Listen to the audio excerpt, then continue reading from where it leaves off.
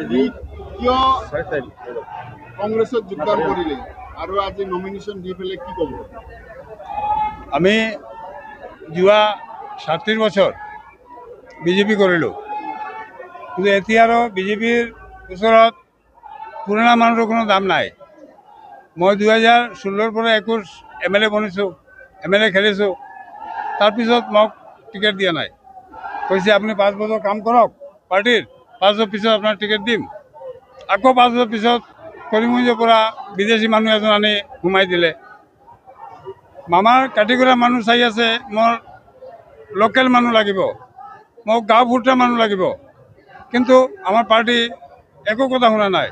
মই ডিষ্ট্ৰিক্টত কৈছোঁ, ষ্টেটত কৈছোঁ, চেণ্ট্ৰেলত কৈছোঁ, সভাক কৈছোঁ যে আপুনি কাটিগড়ৰ পৰা যিকোনো একজনক দি দিয়ক, কোনো অসুবিধা নাই। তেওঁ শুনা নাই। সেইকাৰণে মোৰ যাৰ ছাপোৰ্টাৰ আছে তেওঁৰ প্ৰেছাৰে মই বিজেপি 3 দিন আগে বিজেপি এৰিলোঁ, এৰি ভাৰতীয় কংগ্ৰেছত যোগদান কৰিছোঁ। এতিয়া বহুতে কয় যে এবাৰ লোকেল আৰু বহিৰাগতৰ লগত যুঁজ হ'ব।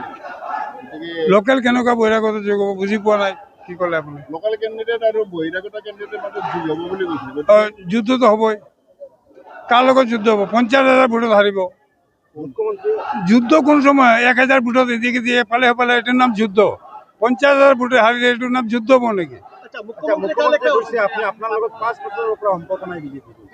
মুখ্যমন্ত্রী তো আরো কইছে 5 বছর পর তেওঁৰ লগত কোনো সম্পর্ক নাই। না না, মুখ্যমন্ত্রী বলেছেন যে 5 বছর থেকে আমি বিজেপিতে নেই। আরো বলেছেন আমি গৌতম রায়কে একা হারিয়েছি, আমার ক্ষমতা তো প্রচুর, আমি একজন একা হয়ে একটা ক্যান্ডিডেটকে হারাতে পারি, তাবড় ক্যান্ডিডেটকে। তাই এবারও উনার ক্যান্ডিডেটকে হারাবো। দেখা যাক, মুখ্যমন্ত্রীর কথায় হবে না আর আমার কথা হবে না, হবে তো উপরওয়ালার কথায়। সত্যের জয় হবে সদাই। যিনি সত্য কথা বলবেন উনার জয় হবে। এই মুখ্যমন্ত্রী আমাকে বলেছেন আপনি 5 বছর বসুন, 5 বছর পরে আপনাকে টিকিট দেবো। আজকে আমাকে বলছেন আমাকে চিনেন না। সত্যের জয় হবে, সেটা আমি আশাবাদী।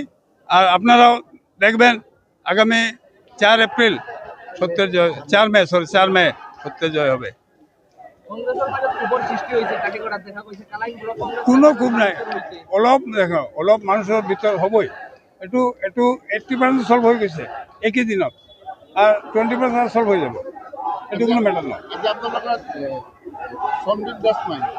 সন্দীপ দাস ইমান অসুস্থ হয়েছে, তেওঁ তো কংগ্রেস এড়ি দিলে কালি শুনিছোঁ মই।